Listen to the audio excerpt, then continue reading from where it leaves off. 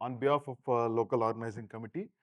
So it's my job now to give a short overview of how we went around with it and what was our numbers. So we had formed a small committee to look after, I think last year around this time when it was formally announced that we'll be hosting TQC 2025, we formed a committee with a few members in the country. So it was also in the interest of not just having a conference, we should also have a tutorial sessions. So Professor Manik Banik is here, Professor Anirban Patak is here, and Naveen was chairing a session. So you could not have Prabha and Bala around for multiple reasons. So okay, okay. So I think that is a committee which can look after things or can promise many things, but the people who deliver are the most important one. I know from last few weeks a huge work has gone behind, and these are the team I would say who have worked extensively to get things going.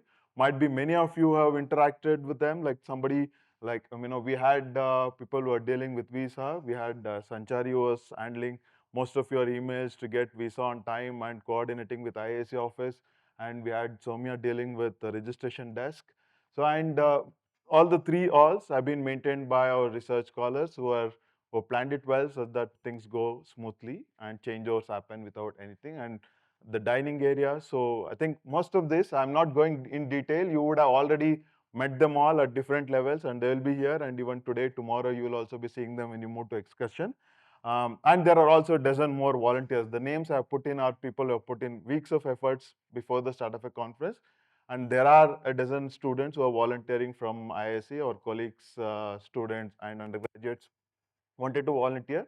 So you'd see them all. I would thank them all on behalf of the local organizing committee. And yeah, so that's what I've. And then now it comes to the statistics. What we had, there were after the program committee announced the list and we started the registration process. So there were about 345 registrations for this. So we had different categories of registration to encourage participation of students. We had introduced fee waivering options. So we had regular registrations about 175, and then fee waiver was also like there's partial fee waiver and full fee waiver, and the middle one is a partial fee waiver because we wanted to have more students to participate. And then there is also, if you have a breakup, the number of students who are registered and participating around 230, and faculty postdocs are roughly around 60, what we have. And then we also had industry and government organization participation, which is about 50. So this is from the registration. And when we were going through the visa approval process, the numbers are bit more clear. We had about 31 representatives from 31 countries were expected. For various reasons, political reasons, visa reasons, the number has gone down a little bit. From 31, it was 28. I think we have about representatives from 28 countries this conference. Before that, we had a pre-conference tutorial session for which we had 6 different speakers talking from foundations of quantum mechanics to some applications and experimental realization. About 100 students participated, and that was also a very a successful sessions we had. So coming to funding, this is also very important aspect. So we had, it is still, I think the previous committee also had said, it is the registration which is helping us to run conferences. So many of you have paid registration fees, and there are many who also got waiver. But the current statistics are pretty much this: 40% of our conference budget has been from the registration, and Fujitsu is one of our major supporters, which has contributed to 20% of our expenses. And we had some issues with the funding, and the rescue movement. We had a TOS instrument who also worked with Oxford Instrument and few things to have about 15% of funding support.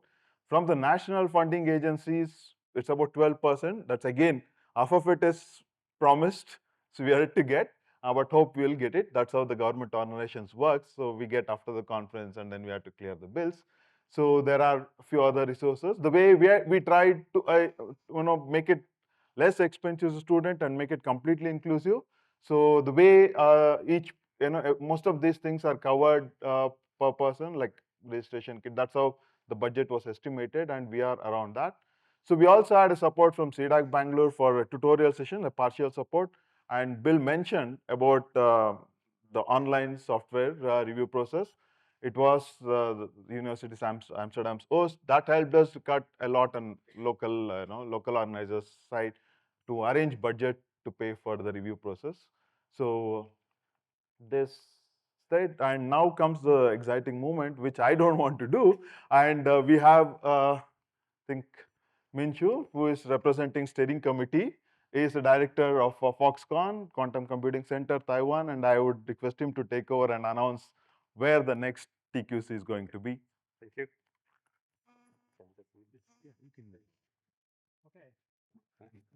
Okay. Thank you. My name is Minshu Xie. I'm a steering committee member to TQC.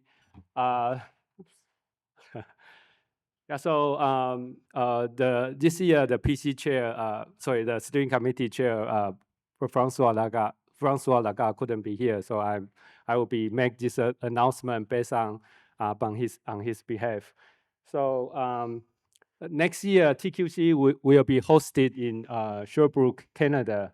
So noted it down, and if you could make the promotion to your social medias. The date would be the 31st of August to the 4th of September next year. And I think quite interestingly, quantum crypto, that would be the next slide. And the PC chair would be Roten Anand Friedman. Noted that Quantum Crypto 2026 would also be in Canada. It will be hosted in Ottawa a week before. So it's really very nice to make the trip together for next year. Also, the steering committee decided to plan ahead. So we are looking for proposals for the TQC in 2027. So if you are interested to host TQC, send your proposals to the I think to any one of the steering committee members. You can find those details on the website by the end of the year. By the December 1st, 2025, and then we would invite qualified proposals for further information. Okay, thank you very much.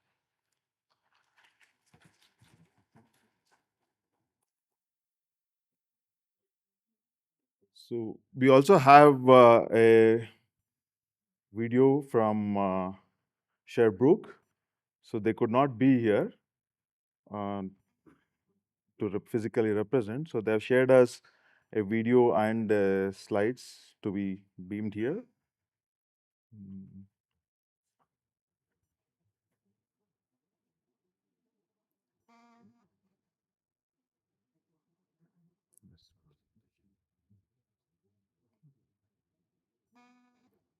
Okay, so I'll just present it on their behalf, or you can just read the local organizing committee, which has been already formed.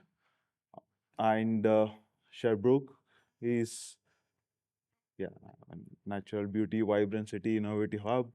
So there, yeah, I don't know. It's coming like last time when I had presented, I'd sent some wildlife photographs also of Karnataka, so it should not be.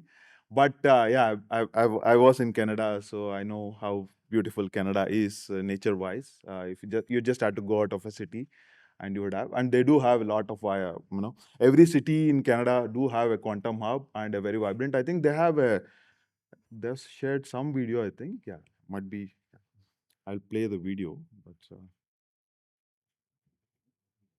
okay. Yes. So they have an institute for quantum, which has been set up. They do have, yeah, a lot of startup ecosystem support, and they also fixed the venue already where it's going to be in Sherbrooke. So the Hotel Delta, so where they're going to have all the parallel sessions. And here, one of the restrictions for us was number, because our 2 seminar halls can have maximum of 80 to 90 participants. So probably there you could have more number of participants in parallel sessions.